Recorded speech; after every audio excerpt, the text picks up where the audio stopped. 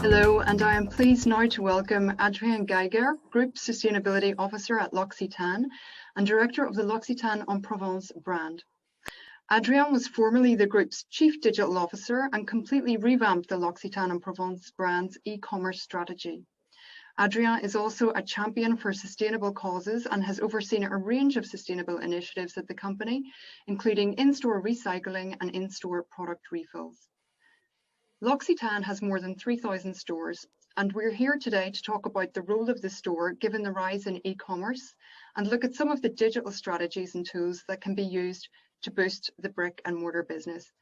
Adrien, thank you for being with us here today. Hello, thank you. Thank you for welcoming me. I'm happy to be with you. So I want to start off just by asking you about how you see the role of brick and mortar stores, just given the acceleration in e-commerce that we have seen over the past year. How do you see the role of the stores changing? Do you see them becoming more focused on different areas such as online logistics, for example? Do you see them becoming fulfillment centers or centers for online same-day delivery rather than the role of a boutique per se that we have known for quite a few years? Well, I mean, we are talking about this, the new role of retail for quite some time. And I remember when I first joined L'Occitane after my MBA at Wharton, it was in 2014, and we were already discussing about the new role of retail with the rise of digital. And at that time, we were talking a lot about the customer experience. We're saying, we have to create experiences in the store that are enhancing, wow, that are different from whatever you can have in digital. And for that reason, we have started to build those big flagship stores with a lot of different experiences around the products, around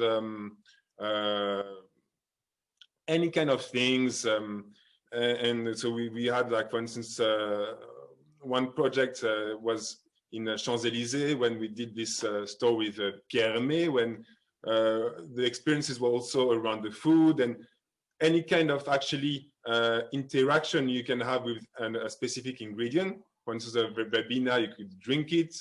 You could also taste it, you could smell it, all this kind of thing that there's no way you can do in digital. And well, after all these experiences, what we've learned is that it's true that at the beginning you can create a wow effect, a aha moment, and it brings new traffic into your store. But then this momentum tends to fade at the end. And something we realized during the COVID crisis, especially, is that there's one single thing that you cannot have in digital is the human interaction. And for me, what we are thinking, the way retail is evolving, is really to have our beauty assistants, our sales people at the center of the retail experience. Because this is something that the real interaction, we are social animals. We need this social interaction, and we've seen during the lockdown how difficult it is not to have it.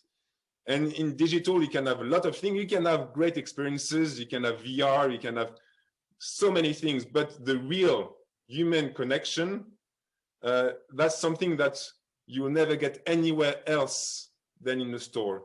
So for me, the first part is the retail store, the store that they should evolve into a place where we put human and the interaction between humans at the heart. Which means maybe we can have different type of stores in different locations. I mean, the network might evolve in order to achieve this. But the aim, the vision is really how we can use the store to create this connection, this bond that people need so strongly to have. And I remember, like, last time I was when it was still open. Actually, it's opening again now in London. I was in Covent Garden in a store working for a couple of days, and there was this customer who came to the store to ask for a specific BA if she was here. And we told her that unfortunately it was a day off and she was there the day after. And then, although she was living quite far away, she came back home and came back the day after to have this specific interaction because she knew the girl and she wanted to interact with her. And half of the time she spent in the store was to discuss about her family and you know, the kids growing up. But that's what the customer wanted to have, this human connection, true connection. So for me, that's super important, and we'll see how maybe we can also enhance this with digital. On the other side, of course, looking at the fulfillment center, I think for us the best example is in the United States. We have one fulfillment center. We used to have one in the East Coast, which meant that in the West Coast, sometimes it was taking us a week to deliver the products. That's not acceptable when Amazon is around the corner from a digital space. So we started to implement an OMS, order management system, and to rethink our stores also as a fulfillment center. And it turned out to be super successful. In some cities now, we can deliver within hours. And that's really enhancing our digital performance. And that helped us a lot to actually go through the crisis with our store closed by really pushing digital and e-commerce. And so that's a different story than the human approach, but it's super important too. And again, maybe this requires also a different type of network. So I would say that today we don't have, especially in Europe and in the US, we don't have yet the right answer on how our network should look like, because it's still too new. But those two main points, how we can put human interaction at the heart of the experience, and how we can use those places as a fulfillment centers. These are the main, let's say, constraints that we're giving ourselves to rethink, to redesign our retail network. Okay, that sort of human contact and the experience of the store. I mean, I know you've mentioned a few of the flagships there, and I know that you had a strategy for opening large flagships in certain cities. Can you see that? I know you said you haven't yet developed a clear vision of what the store network will look like, but can you see it kind of becoming you know, a mix of those big flagship stores for experience, for service, a few of them, and then having the rest of this, a lot of the volume done of sales online? Do you really need so many stores today, I suppose would be the question I'm asking. You know, if you can get that experience in certain places, that those become destination stores, but the majority of sales could be done online. Well, again, when I started at L'Occitane in 2014, I remember me saying a lot to the team, you know, guys, our sustainable competitive advantage is our retail store. We have 3,000 stores around the world. None of our competitors have that, and this is really a strength, and that we need to leverage. Today, I will say that actually our sustainable competitive advantage is our 10,000 employees, our 10,000 BA who are selling our brand every day. And you know that in the US, we've been closing quite a few stores this year, but we actually kept many of our BA.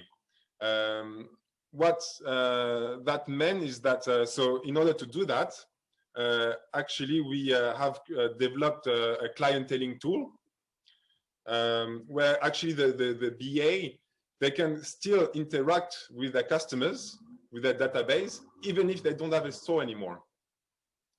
So going back to put human at the center, if you want to put human in the center, do you need all the time to have a big store or a store? Not always. And we see that actually with this clienteling app that we've developed, we have the last features we have created are around video. So we can create a video interaction like the two of us living far away at this particular moment, but having almost a real interaction like you can have in store. So I don't think we need that big a store anymore. Maybe in a few, like for instance in Champs-Élysées or in Regent Street. I mean, in some big location with a lot of tourists, of course, for the image, you will need a few of them. But I believe that the majority of network will rely on like smaller stores where the BA can be present, but we don't necessarily need to now in our stores to have all the products because you can have in digital. So you just have to have a place where, let's say, like a base for the BA. So I would assume that we will reduce the size of our stores to have maybe smaller stores. I don't know whether we reduce a lot in numbers. This we'll see, because maybe by reducing the size, we can already achieve what we wanted to, and we'll see how it evolves. Okay, so that would be a mix of small stores for the BAs to give that service if the consumer wants it. Yes. And then combined with image. that, the flagship. Yeah. Okay, okay. You said there, you know, your 3,000 stores were your assets. Now you're saying it's the staff that are those principal assets there. Do you think though that you can use those stores to give you an edge over some of the brands that we're seeing today that are born on digital, some of those digital native brands, those D2C brands, that don't have that store presence and that can't use that to do what you have done in terms of fulfillment, in terms of getting the deliveries there to the consumer, and in terms of, you know, after sales service, consumer service, that type of thing? Is that an asset to you in terms of those the rise of those D2C brands that we're seeing today? Well, yeah, you're completely right. I mean, you can see the movement of most e-tailers trying to go into a brick and mortar, because of course, with stores, you can do stuff that there is no way you can do in e-commerce. And you talked about this, huh? On top of the services, you can you know, bring back a product. You can test new products. You can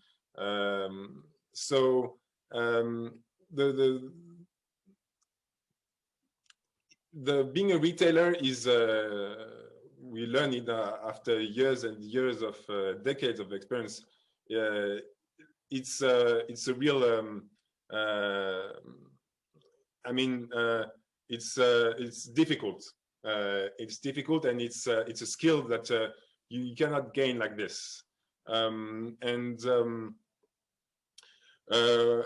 We have an e-commerce since 2000, so now it's for 20 years, and we have been developing the skills also to be a good e-commerce, and we have now, like this year, we have really strong figures in terms of e-commerce, and we present like now more than 20% of our business. Is huge, and so being on those two legs, I think it's key.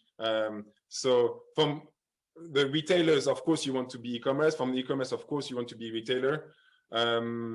So we have the chance to be retailer for quite a long time and an e-commerce platform for quite a long time too. So we have now the ability to work on those two legs. And from an IT perspective, all what we're doing is really about linking, of course, the two main legs. And what's interesting is that now you have many new touch points coming on. You know, you can start selling on Instagram. You can start selling on, of course, all the digital, all the marketplaces. Soon, the influencers will be able to sell products, or on TikTok. But having those two strong legs you can rely on, makes us quite, and the infrastructure that has this ability to connect into all those new touch points help us to be quite agile and be able to use it to take any new opportunity. Okay.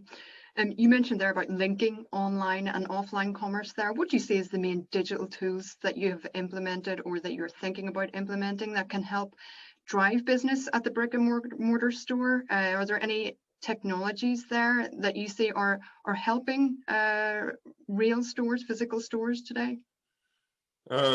Well, one super easy example that we have implemented that turned out to be super successful is our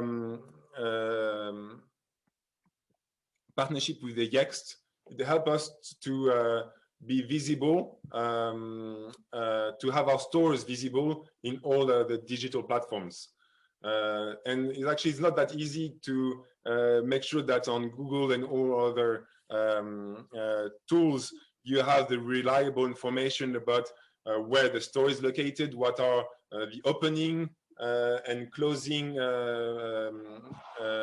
hours, and also pictures of the stores, and the right also comments on how the service is like, etc.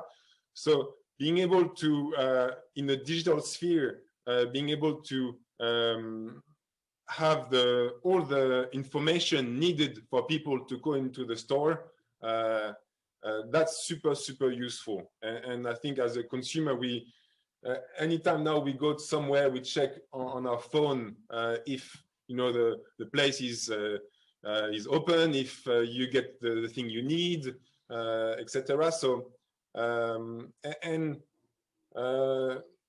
heard one guy from Yext, I remember he was saying something that I find quite interesting, and today we haven't seen it yet, but maybe he will.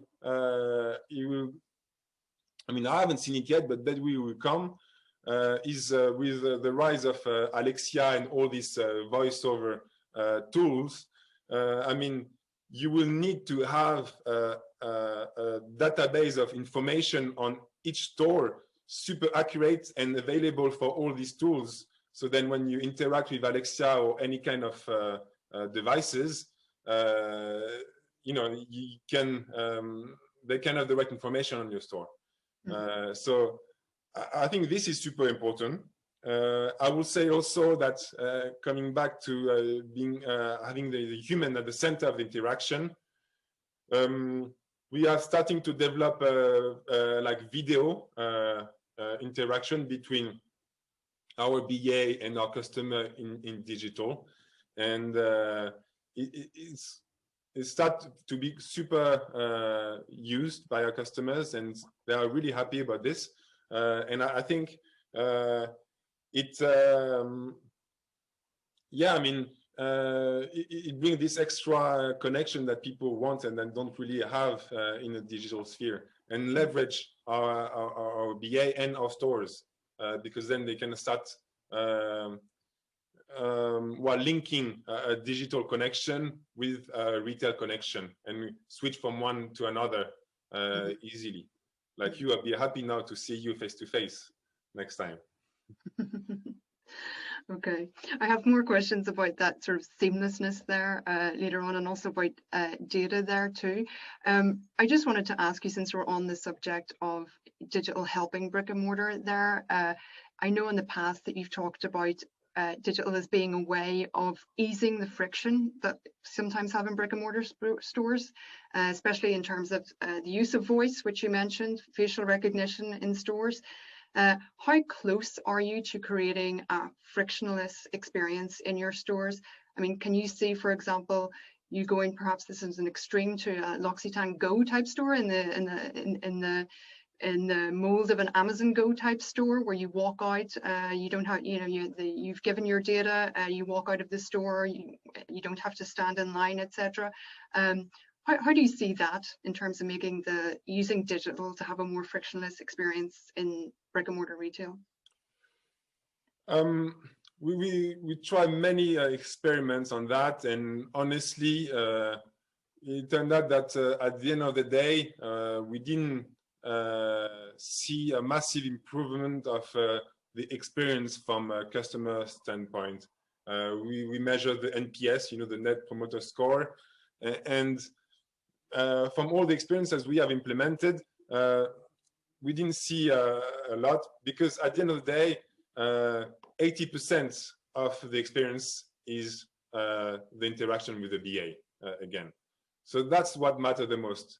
And so looking at, we talked about how we can digitalize the experience and enhance and reduce friction in digital, with digital in our experience.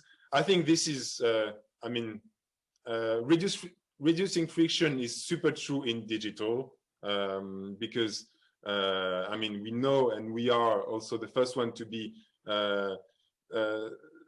super, how do you say, we don't want to lose time. We don't have any minutes to lose, and whenever there is a friction, it just bothers us, because we've been used to see how life can be simple with Amazon and all these frictionless tools.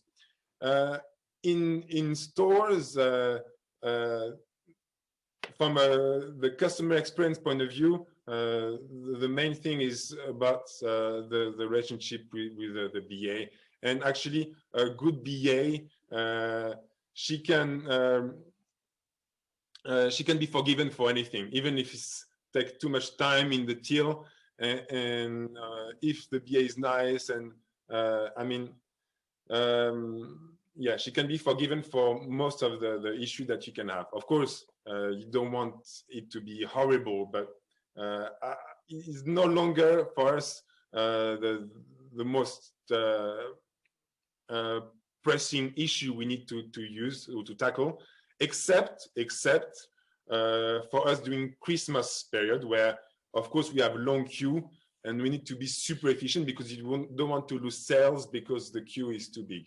But this is a month of the year. And actually, just to bounce on that, it's true in Christmas, but it's also true during Black Friday. And, there are some specific event during the year when you have to make sure that you are able to accept as many customers as possible. In that sense, you have to think about how you can create the less friction, but not thinking really about enhancing the experience, because that's a BA role, but about being able to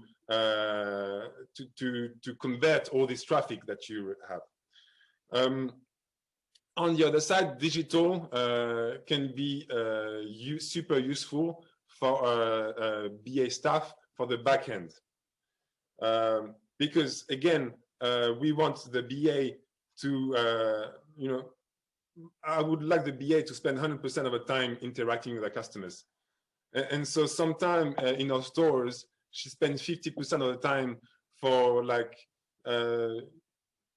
some backend problematics regarding the, the fulfillment of products, so many different issues you have to deal with, and that are sometimes repetitive, creating no value to the experience, to the BA, to the store. She has to deal with so many stuff that could be actually, with digital, automatized and reduced.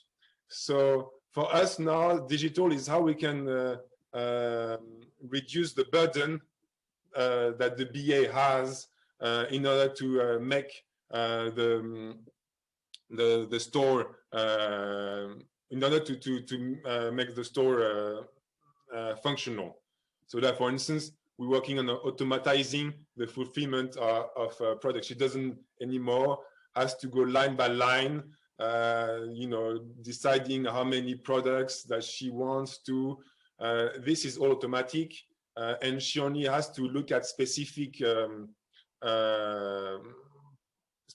products that she's thinking ahead because of new launches or small issues that she has to deal with. So instead of spending a few hours, she spends like maybe half an hour on it every week. So and it's still not perfect yet, but this is where we're going.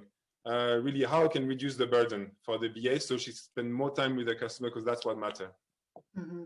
It brings me to my next question, actually, because there's been a lot of talk about how digital can enhance the consumer experience. But there's also that back end part of the business that you have mentioned there, using AI or using digital tools to really help in terms of real-time assortment, stock, keep an eye on what's going on, have the same stock levels with online and in-store, etc. And from what we're hearing, a lot of companies are not there yet.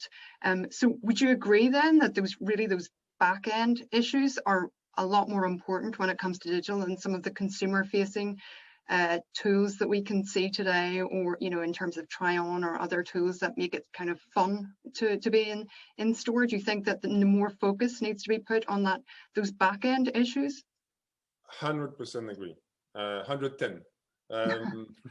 I mean, like, for instance, I remember so many guys from the customer experience came to me at the beginning and say, yeah, let's have some VR goggles in our store. It will be so cool, and we will show that we're modern, we show that we're digital, etc. This is such a gimmick. I mean, why would you need to go to a store to use a VR goggle? I mean, come on.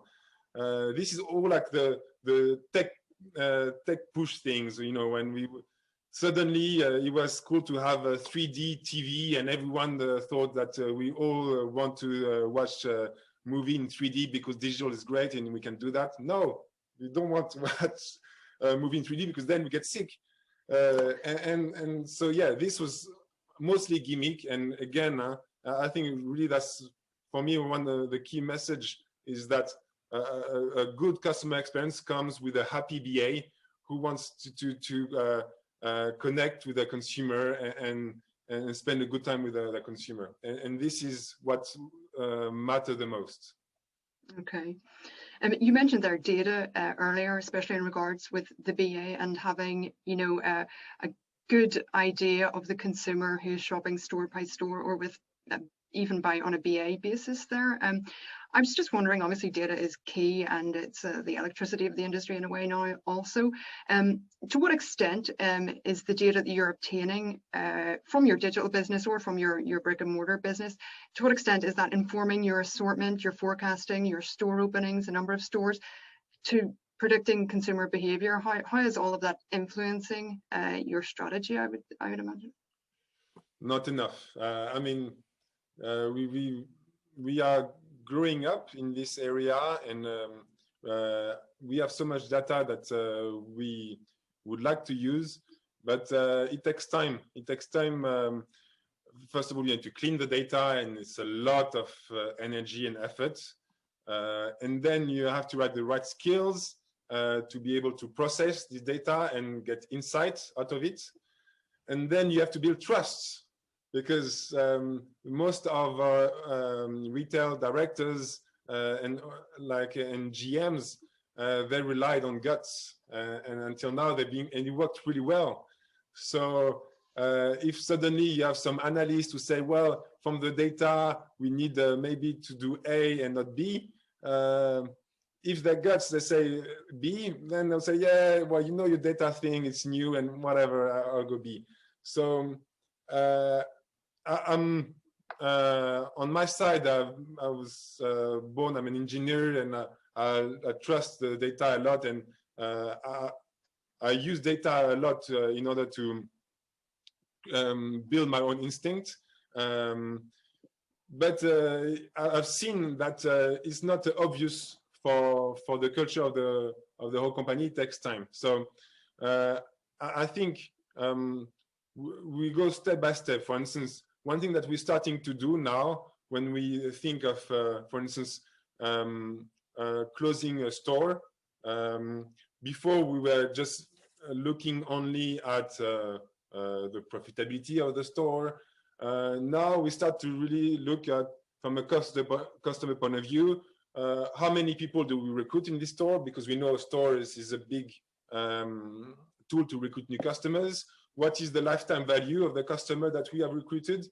And so we start to put new KPI into perspective in order to be able to make a sound decision.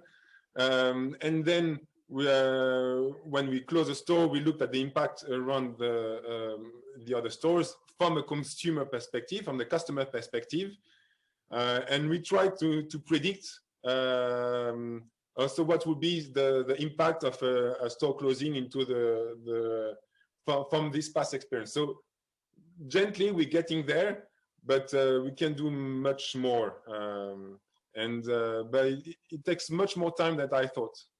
Mm-hmm. To be mature in this area. Yeah. I wanted to ask you a little bit about China, because I know that you've seen quite strong growth in China recently. Are there any digital learnings that you're seeing from that market, just given how influential it is in terms of digital trends, either in terms of your online business or your retail business there? What would you say are the key learnings that you've had from that market? Well, China is difficult because it's a different ecosystem. So what's happening in China cannot always and doesn't really replicate everywhere else. What we started to, I talked about the clienteling app that we have developed in the US.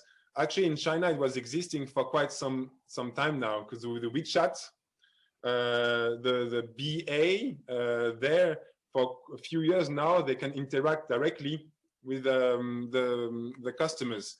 And so what we learn is that the difficulty is that, okay, so if each BA has a database of customers they can chat with directly, when they quit the company, how do you do with the database?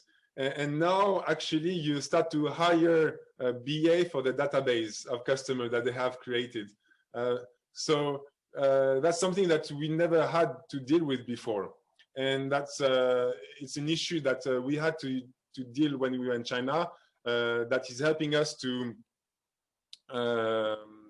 work in the US when we are developing this clienteling app, because the question is, before yeah, our database was belonging to a store, now it's to a BA, and this changed things quite yeah, importantly. So that's the way we had to deal with this issue was a good for us, a good help, a good learning thing. And then what also I will say is that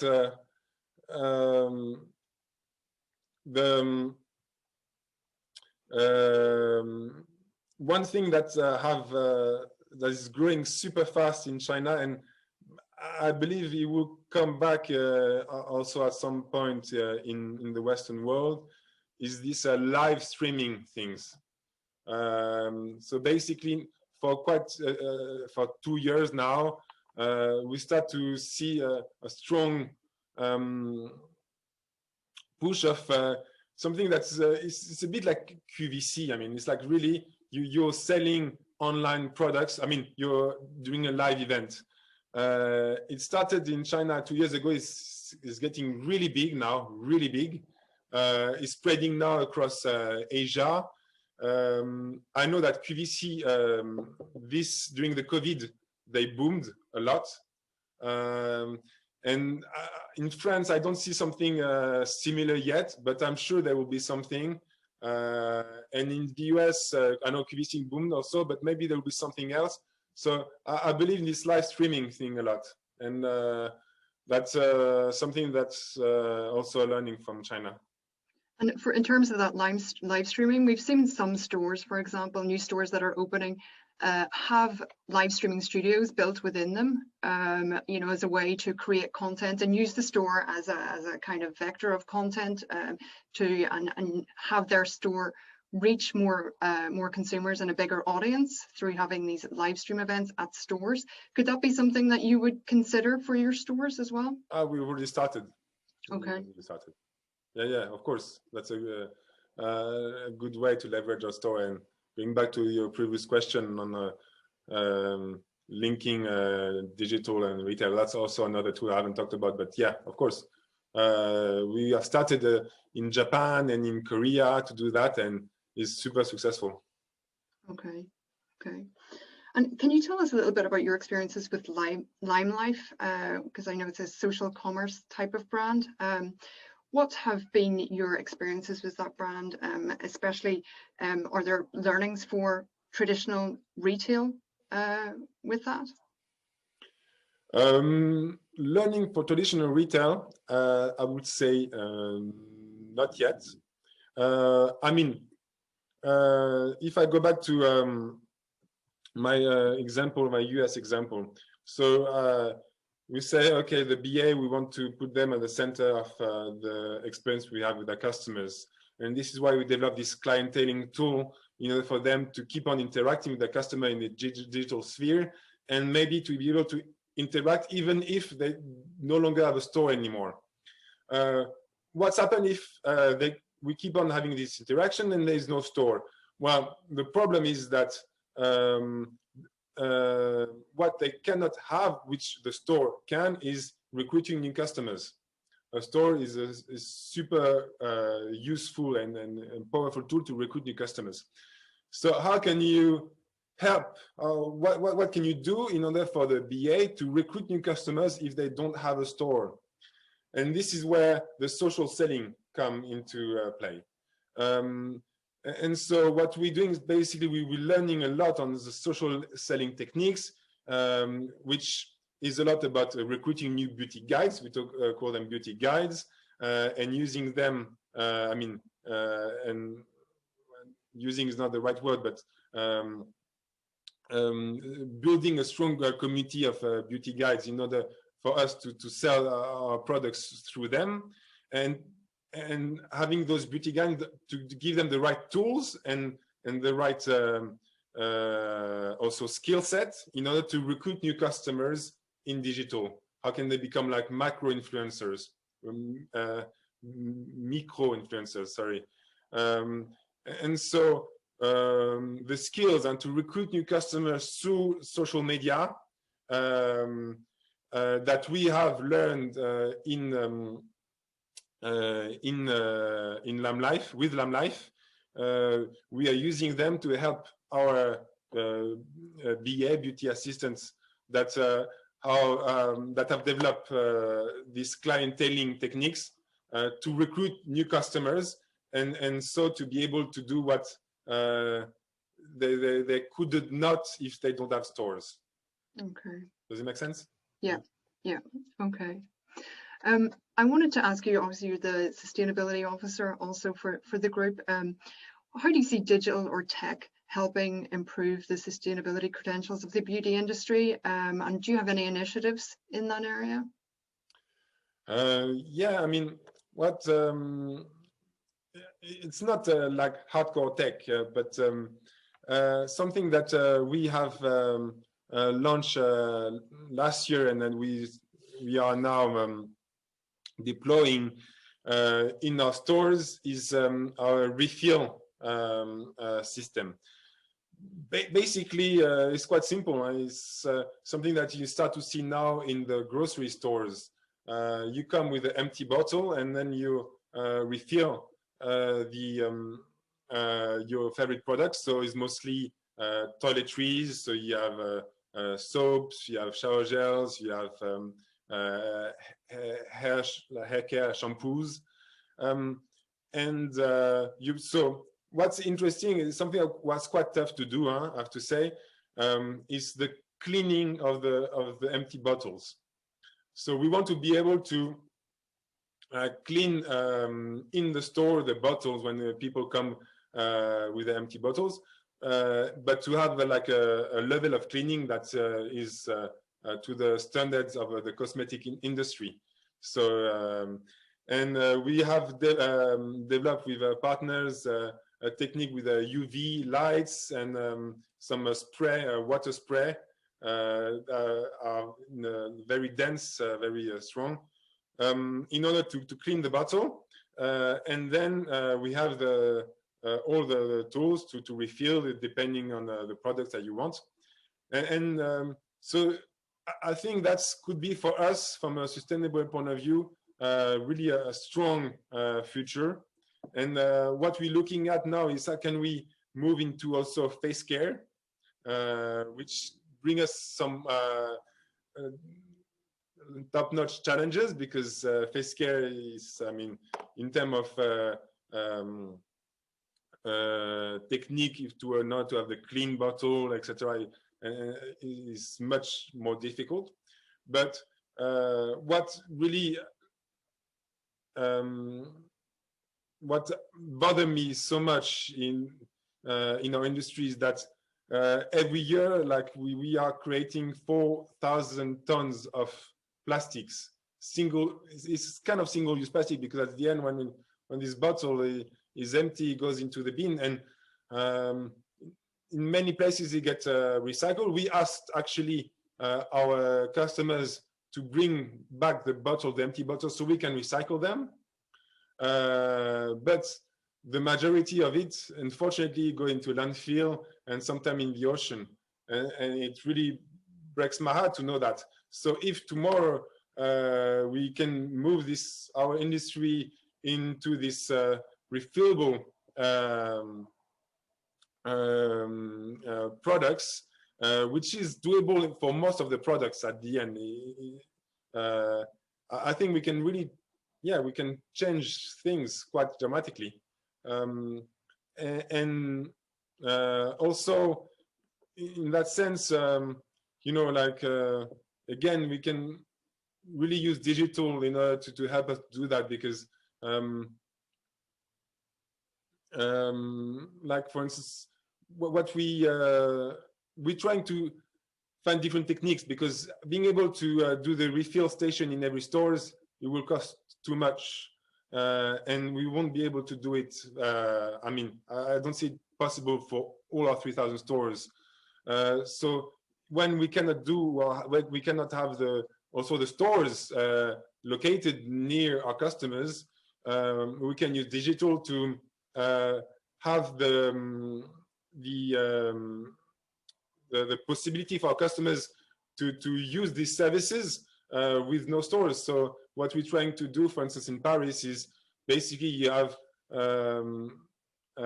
people in bicycle will come to your store, will come to your home, will collect your empty bottles, and give you full bottles instead, and then they will bring the empty bottles into the cleaning center in order for them to be refilled again in the same location. So you do like the refill, but digitally, and with, of course, the fulfillment needed in order to do so. And that's something also that we will work on in order to expand this idea and to make it work. Okay, interesting. I have a question there from the audience, actually, about sustainability and its costs, I suppose. The question is, from an environmental footprint point of view, how do you estimate the impact of e-commerce, either yours or e-retailers, compared to brick and mortar stores? The figures, I mean, I don't have all the figures in my head, but what struck me a few years ago, it was actually, it was when I heard that 40% of the CO2 emitted in Paris during Christmas time comes from the delivery of e-commerce. I mean, it's huge, and the thing is, because you want the parcel to be in your home on the same hour or on the same day, you end up with trucks driving around Paris that are half empty, sometimes even less than half empty. So that's really, really bad. And of course, when you fulfill a store, you try really to maximize the fulfillment of your truck in order to avoid this kind of waste. So we have to you know, think the travel of empty trucks or half empty trucks is something we need to ban. So how can we reduce that? Because that's really the big issue. Because at the end, if you go to a store, in New York, the products has been delivered from Manosque in France. So there are some logistic things. So the whole question is, how can you make sure that your fulfillment is optimized in terms of carbon footprint? And so maybe going back to your point about having the stores as a fulfillment centers, we're trying to develop now green fulfillment from the store to the location of our customers. So I was talking about bicycle from the store to the. So if the rise of e-commerce in Paris will require us to have more bicycle from our stores to our home, I mean, we're fine. The question we do not want to think e-commerce is bad from a carbon footprint. It's better to do this channel or another channel. I think we have to think about the fulfillment as a whole and where we can reduce the impact all the time.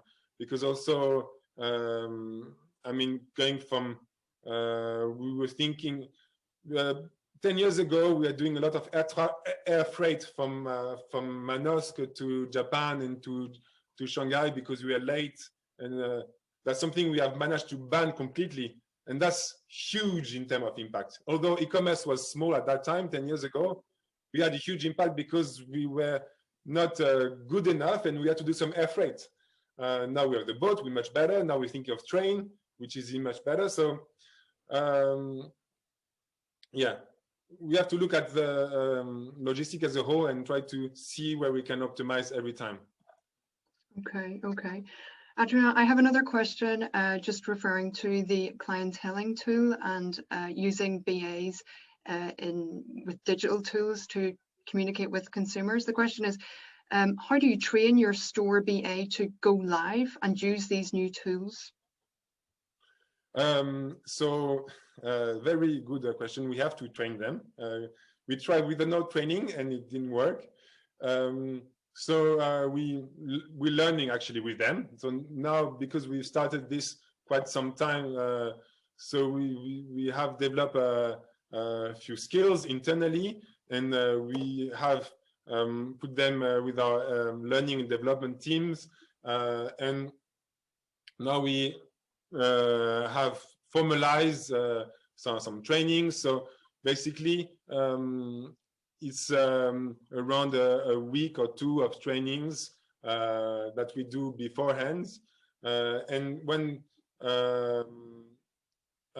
we are mature in a country, these trainings have evolved over the month. So to make sure that we are more relevant to the need of BA who are new to this. When we start a new country, we tend to start small, like with one store or a few stores, making sure that we give them the proper training, the one that's needed for them to be able to do this. And then when we are happy with this, then we scale. Okay. I have another question, a follow-up on the sustainability issue there. Will L'Occitane refuse to be sold in some e-retailers or retailers who ignore sustainability criteria? Could do. I mean, the problem is that it's not easy always to have the right information. So we work, I think, with many different partners. One of the main one to judge our partners' impact is EcoVadis. And we asked now all our partners to go through EcoVadis and to have the right grades. We have done yet with all our partners because it's something that we've started a few years ago, but it takes a lot of time because, of course, we have many. The one that do not reach the grade that we are looking at, of course, we stop working with them. I've seen it with partners of raw materials. Haven't seen this with the e-tailers or marketplace platform, because today, I mean, if you just look at a marketplace, the majority of the impact I would assume is from the servers and all the IT, and we don't have yet strong knowledge on what's the real impact on the servers and all the digital behind it. Even internally, looking at the impact of our own IT, we're not really yet mature. We're starting to understand some stuff. I thought, for instance, that we had to, the priority for us was to deal with the size of our attachment, because heavy attachment was costing more in terms of well, servers and stuff, and that was what mattered the most. And we start to think how we can, you know, incentivize people to reduce attachment. Then we realized that actually, at the end of the day, what is the most impactful is the hardware today. So now what we're trying to work on is how can we have longer use of our hardware. Do we necessarily need to change our laptop every 3 years? Do we need to have laptops that are so powerful even though we are just using Excel? Do we need our employee to have 2 mobile phones, their own mobile phone and their work one? Can we actually leverage their own mobile phone? So we're working on the hardware in order to reduce our impact. Today, I don't have, I haven't had an example of marketplaces that were really bad in terms of digital. If we see, of course, we stop, but I haven't had the evidence yet. Okay, okay. I have another question about your BA tools. Are your BAs using connected devices to collect consumer insights specifically for fragrance? No, no. It's a short answer to that. No, no. Will you do that? I mean, obviously there is a data opportunity there. Is that something that you will eventually do?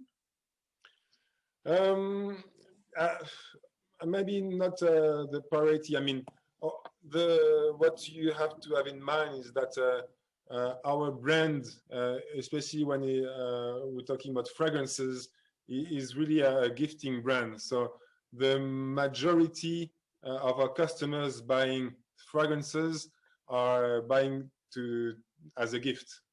So having the data to know that Mr. X bought a cherry blossom kit as a gift to a friend or his aunt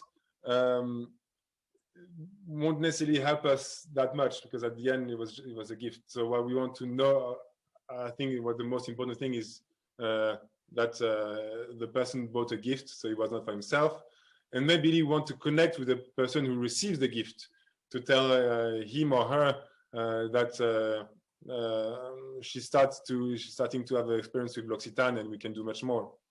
But I mean, I guess maybe this would be super important for brands like Chanel, or, you know, like brand that much more into fragrances, but we are more like a gifting brand. So yeah. I'm not sure this data will be that useful today. Okay. Okay. Thank you very much, Adrien. Thank you for that discussion. It was really interesting. Thank you for being with us at Beauty Tech Live. Thank you very much. Okay, so we will be back this afternoon with a session on D2C strategies and building online communities led by Joel Palix, and another on how to inspire creators and win over consumers on short video platform TikTok. And that will be led by the influencer marketing analytics platform Tribe Dynamics. In the meantime, don't forget to check out our exhibitors in the Exhibition Hub, and also the exhibitor webinars that are happening today in the Engagement Lounge. And we'll see you this afternoon.